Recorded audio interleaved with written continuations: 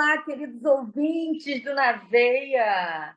Estamos aqui, time completo, eu, Rafa Garcês, que completei 43 anos de pura Parabéns para Rafa! beleza. Rafa, nossa musa, feliz aniversário. Você merece o melhor do mundo. E mais, eu vou aí no Rio dar esse abraço pessoalmente que você merece. Também. Fernando 42, que mas morra com de inveja, veja as energia de fotos. 22. Tobia me deu parabéns me chamando de marrenta. Mas você, Presta inclusive, me corrigiu. Você é marrenta, mas uma marrenta que faz parte do seu charme, poxa. Não, isso é porque ele está com inveja, porque ele sabe do grande encontro no Rio de Janeiro, que ele vai levar falta, e ele já está querendo, né, soltar as asinhas. Tô mesmo. acabar já um dissenso no grupo. Mas é isso, gente. Então, assim, estou mais velha, 43 anos, isso não significa sabedoria, tá? Não significa bom senso, mas vamos seguir adiante. Muito menos juízo. Isso, graças a Deus tem pouco. Vou falar aqui do HC 822-947 de Goiânia, de Goiás, né? Goiânia é ótimo, estou cansada aqui, do Ribeiro Dantas, a relatoria do ministro Ribeiro Dantas, é de junho de 2023, tem mais ou menos, né, 2 meses, e eu achei muito interessante, até havia colocado há um tempo atrás no meu Instagram, perguntando se as pessoas sabiam o que é overcharging, e o ministro trabalhou nesse processo questões relativas ao excesso acusatório, e um excesso acusatório que causa danos efetivos ao réu. E o caso era um réu que ele era um réu confesso de traficar, mas esclareceu que traficava só por 3 meses pequenas quantidades. E ele comprovou ocupação lícita de radiologista. E o Ministério Público recusou-se a aceitar o tráfico privilegiado em relação ao caso. E esse caso chegou até ao STJ, porque o entendimento do STJ, inclusive, é como regra no sentido de não admitir, né, depois do recebimento, do início da instrução processual, aí a gente vai ter, né, várias posições, que seja possível o oferecimento do acordo de não persecução, porque, ora, já ocorreu, né, a, a persecução penal, então não teria nenhum sentido se você já teve a persecução penal, a produção probatória, você não teria possibilidade do oferecimento do ANPP. Mas nesse caso, né, como, mesmo tendo sido encerrada a instrução. Aí, dona Olivia, aí, gente, vocês não estão vendo o que eu estou falando, mas ó, temos a participação especial. É que ela queria pedir o colo aqui, ela Essa é uma falou para você que é fofura. a titia do médico, é a titia do médico. É. Ó, Ele ponderou que, mesmo com diversos precedentes do próprio STJ, né, que, em se havendo reconhecimento da causa de diminuição de pena, que aí seria o tráfico privilegiado, parágrafo 4º do artigo 33, que não caberia aí a possibilidade desse acordo, porque findada a instrução. Mas, nesse caso, ele ponderou, e por isso que é muito importante para nós pensarmos, a gente está com Defensoria do Espírito Santo, Defensoria de Minas Gerais, Defensoria do Rio abertas, e para os advogados no dia a dia também, que a gente fala para muita gente da prática, e defensores também. Ele ponderou que, em razão, o Ribeiro Dantas, que em razão dessa overcharge, em que houve um excesso da acusação, ela não poderia se beneficiar, a acusação, e sim o réu que foi vítima e não causador do excesso.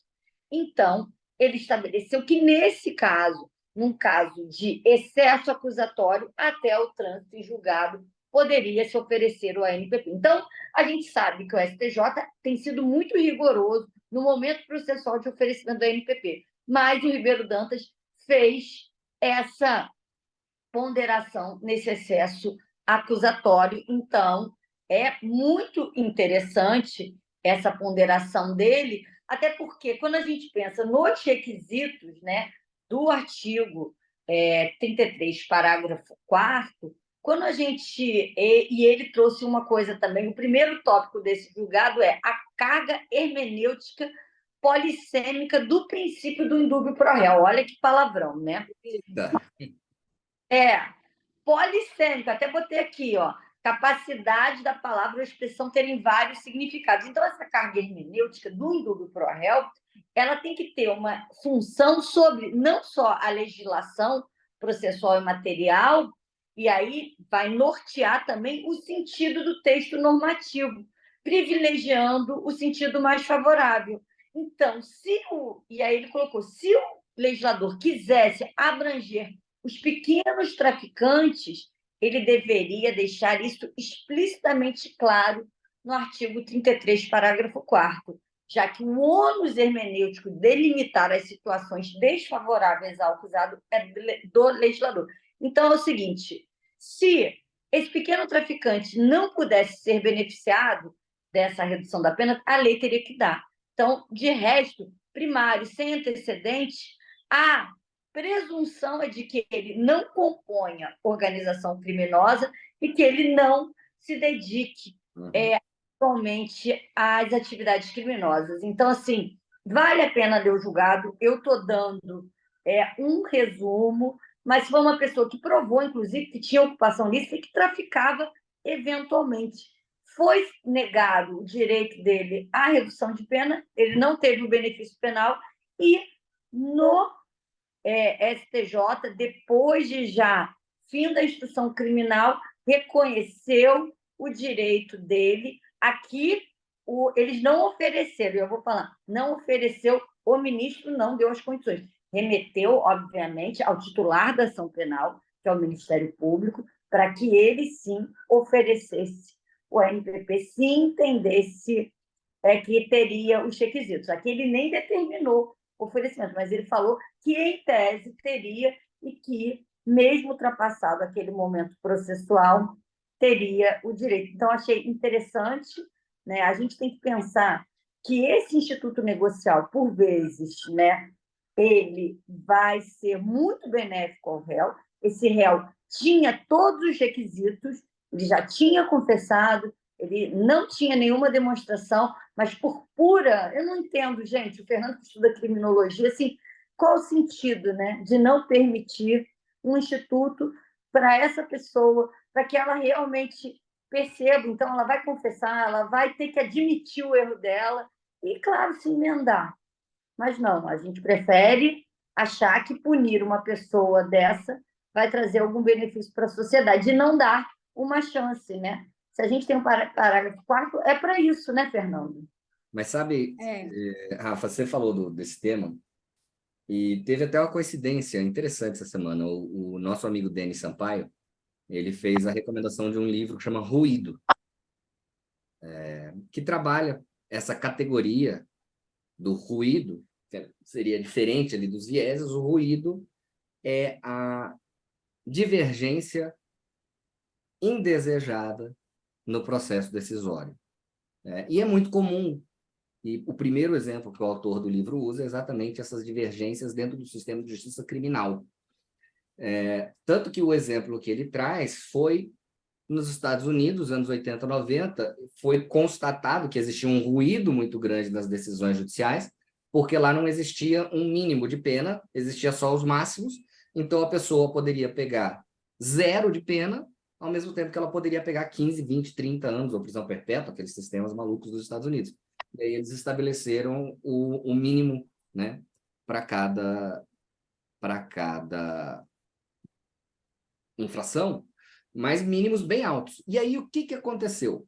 Na verdade, paralelamente a isso, aí agora eu uno os estudos de criminologia e outros livros que eu li, né? Paralelamente a essa ideia do ruído e essa disparidade indesejada, um outro autor, o John Pfaff, ele tributa, inclusive, o superencarceramento americano ao plea deal, ao ANPP versão americana, que lá é muito mais amplo, claro.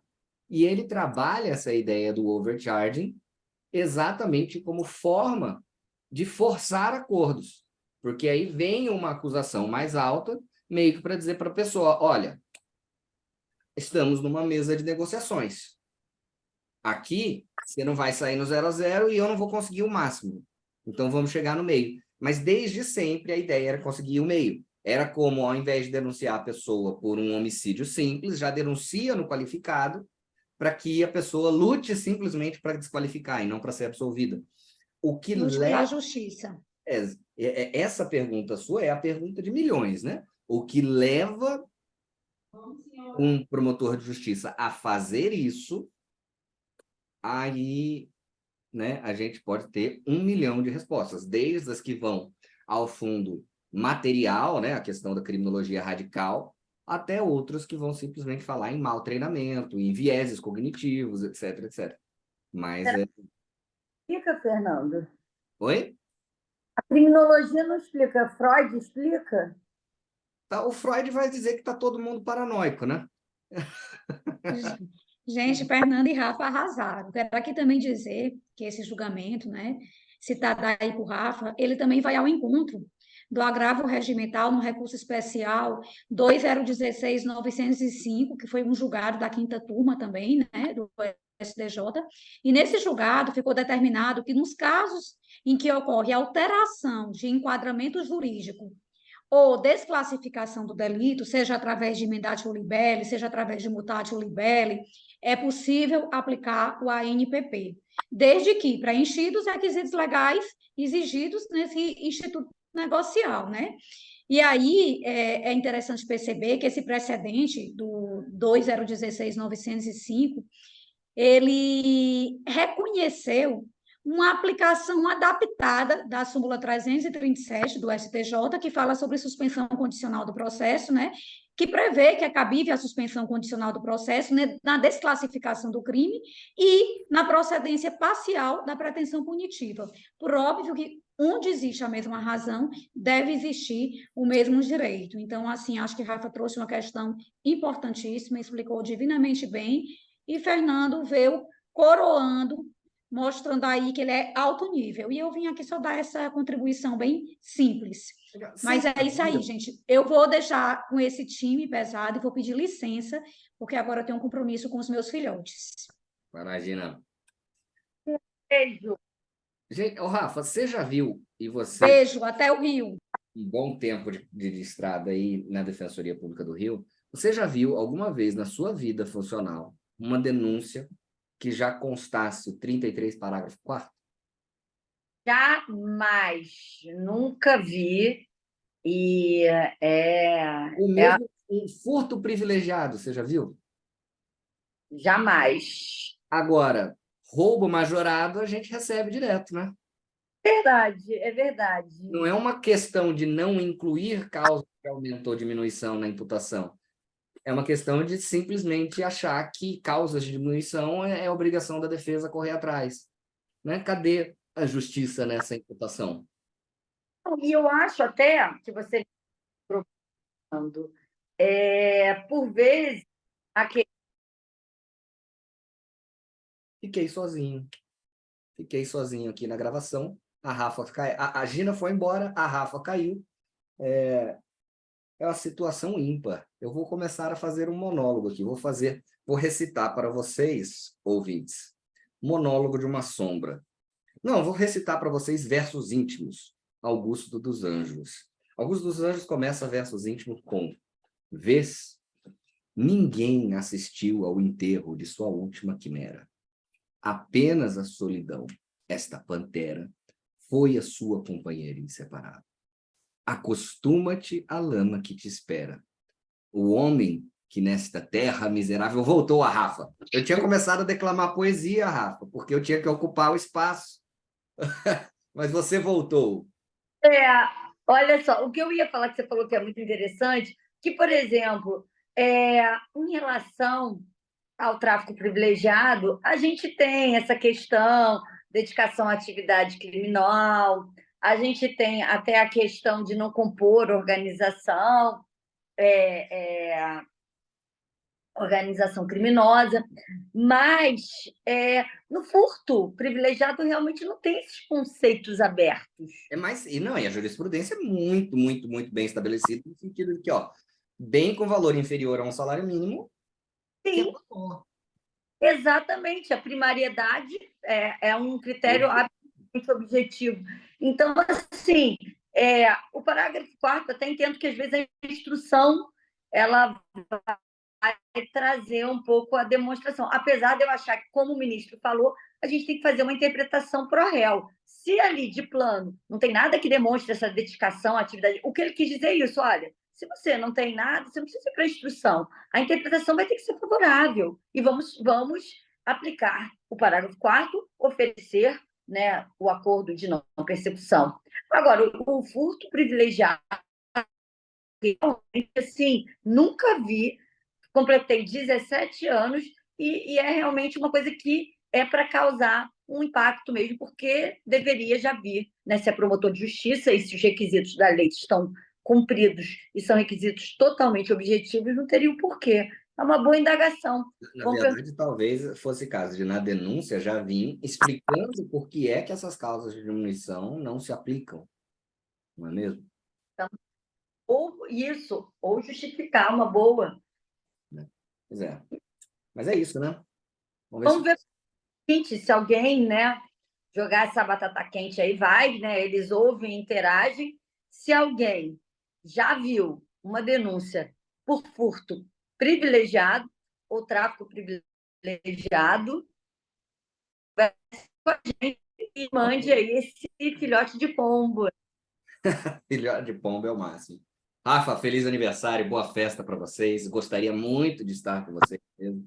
Não deu, quem sabe um próximo momento eu tento de novo ano que vem. Micareta, tem todo ano. Ano que vem você estará aqui. A gente vai sortear um ouvinte para estar na festa. Já Com é. passagem e hospedagem. Ó, pronto, hein? Pois é. Vamos ver se vai dar certo. É isso aí, na veia, minha gente. Na veia!